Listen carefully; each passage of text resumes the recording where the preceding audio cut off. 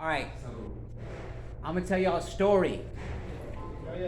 Sound good? Are there guns in it? No. Are there bitches in it? Yes. All right. All right. So this story is about a king with 4 wives. All right. So his fourth wife, Okay, so let me start over. The king is getting old, and it's almost his time to die. And he fears the afterlife because he does not want to go alone. Right? So he goes to his fourth wife, who was very beautiful, whom he dressed in all these beautiful garments and jewelry. He says, "Fourth wife, will you go with me to the afterlife?" And she says, "No, I cannot go with you to the afterlife." So he goes to his third wife. Now his third wife, he would take all around to the other kingdoms and show her off. Check how beautiful my wife is. He asked me, "Third wife, will you come with me to the afterlife?" And the third wife replies, "I cannot. In fact, when you die, I will remarry."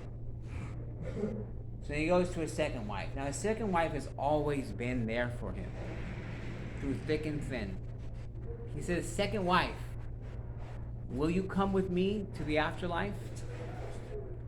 And the second wife goes, "No. I'm sorry, I love life too much. I cannot go with you to the afterlife. I will help you plan your funeral. I will be there at your funeral, and I will mourn your death. But I cannot go with you to the afterlife." So he hears a small voice cry out, "I will go with you." And it's his first wife.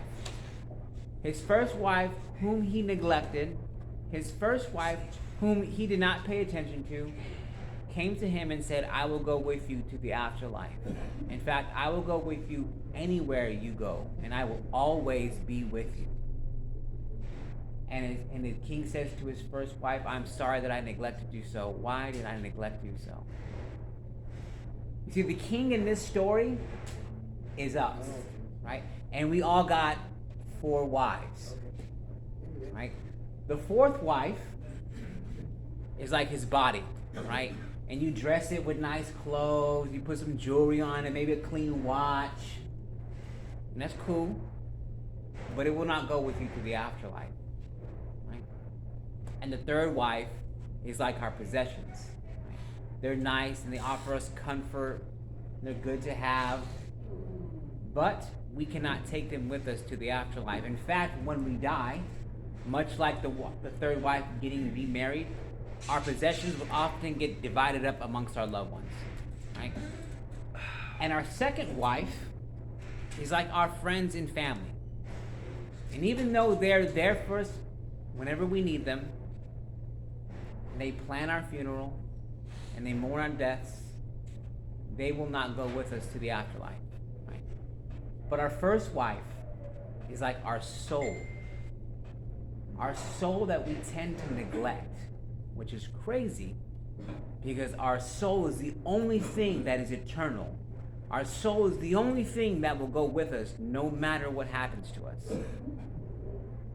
So the basis of this story is to take care of your body because it will take care of you in this life, but it won't go with you to the afterlife.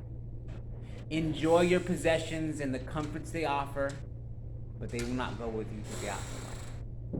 Honor and love your friends and family, but most importantly, do not neglect your soul. Your soul is the most important thing because it goes with you wherever you go.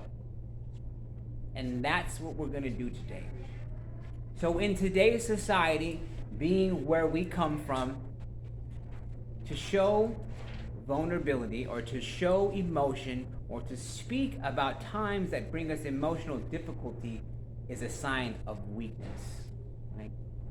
Suck that shit up, homie. No one cares, right? When in reality, to cover your emotions, to hide from, is true weakness and true cowardice. Because the reason we do that is because we're afraid of what people will think about us. But that negative emotion that happens to us, because life's a fickle bitch sometimes, that's just reality. That emotion that we hold on to is energy. Who knows about energy? Anyone know about energy? Energy cannot be created or destroyed, only changing in inner form and outer form, correct? Negative emotion has negative energy. And unless we do something with that shit, it stays there forever. So we're going to practice ways we can share that negative energy. We're going to practice being a little bit vulnerable and talking about shit. Because that's real fucking important. I need you to find a group of people, a group of someone, so when shit hits the fan in your life, you can share that negative energy. For me, it's the program. That's, you know what I'm saying? I'm having a bad day. You know, shit is falling from my ceiling, literally. I go to those rooms and I share. We're safe. That's an important part. To the rooms. To the rooms. All right, y'all, let's get it.